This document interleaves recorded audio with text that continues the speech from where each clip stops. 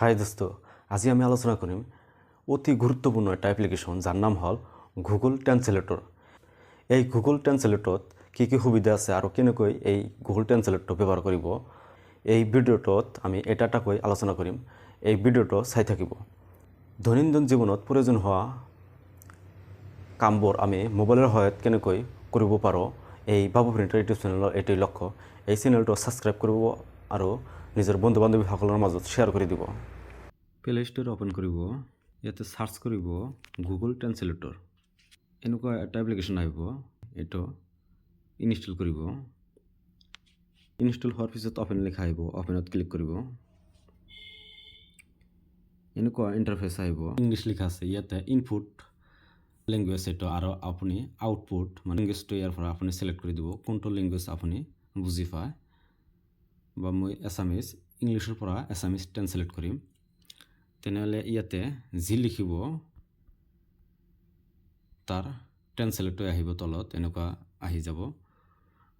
আপুনি যদি ইয়াত কোনো ব্ৰাউজিঙৰ সময়ত যদি আপুনি কিবা শব্দ বা চেণ্টেঞ্চ বুজি নাপায়, আপুনি ব্ৰাউজাৰৰ পৰা কপি কৰি ইয়াৰ পৰা কপি কৰি আপুনি ইয়াতে পেষ্ট কৰি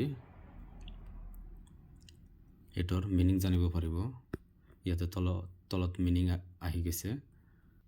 আপুনি ইয়াৰ পৰাও কোনো ৱাৰ্ড বা চেণ্টেঞ্চ চিলেক্ট কৰি আপুনি 3 ডটত ক্লিক কৰিব, ট্ৰান্সলেটৰ লিখা আছে, ইয়াতে ক্লিক কৰিব। ইয়াতে ক্লিক কৰিলে আপুনি কোনটো লেংগুৱেজ ট্ৰান্সলেট কৰিব ইয়াৰ পৰা আপুনি চিলেক্ট কৰি দিব পাৰে। তেতিয়াহ'লে আপোনাৰ মিনিংটো তলত আহি যাব। যদি আপুনি ইয়াতে অসমীয়া ৰাখি বা এছামিজ ৰাখি যদি আপুনি ইয়াতে কনভাৰচেশ্যনত ক্লিক কৰে, তেনেহ'লে নট এভেইলেবল দিছ লেংগুৱেজ লিখা আহিব। আপুনি ইয়াতে অসমীয়াৰ বাহিৰে আপুনি বেলেগ লেংগুৱেজ আপুনি কনভাৰচেশ্যনত আপুনি কনভাৰচেশ্যন কৰিব পাৰিব। ইয়াতে যদি আপুনি ইংলিছ কৈ থাকে, মই এটা কৈ আছোঁ,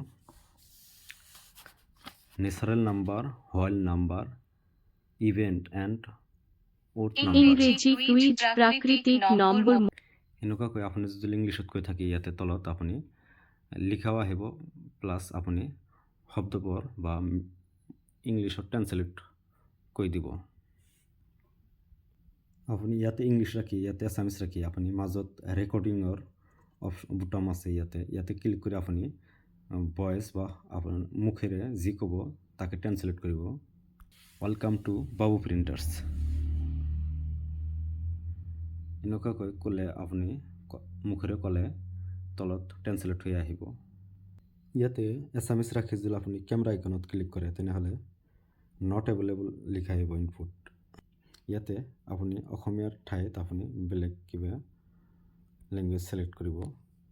চিলেক্ট কৰি আপুনি কেমেৰা আইকন ক্লিক কৰে, অ'পেন কেমেৰা।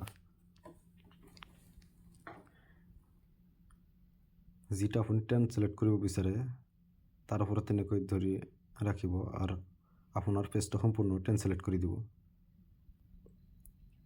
পিকচাৰটো ক্লিক কৰি আপুনি ইংলিছৰ পৰা বেংগলীলৈ ট্ৰান্সলেট বা আদাৰ্ছ লেংগুৱেজ আপুনি ট্ৰান্সলেট কৰিব বিচাৰে, ট্ৰান্সলেট কৰিব পাৰিব। আপুনি ইয়াতে গোটেইকেইটা চিলেক্ট কৰি কপি কৰিব পাৰিব। বেলেগ কিবা ঠাইত যদি আপোনাৰ পেষ্ট কৰিব লাগে বা চেণ্ড কৰিব লাগে, চেণ্ড কৰিব পাৰিব। আপনি ইয়াৰ পৰা শুনিব পাৰিব। টেট 2011 এৰ জন্য তাৰপিছত আপুনি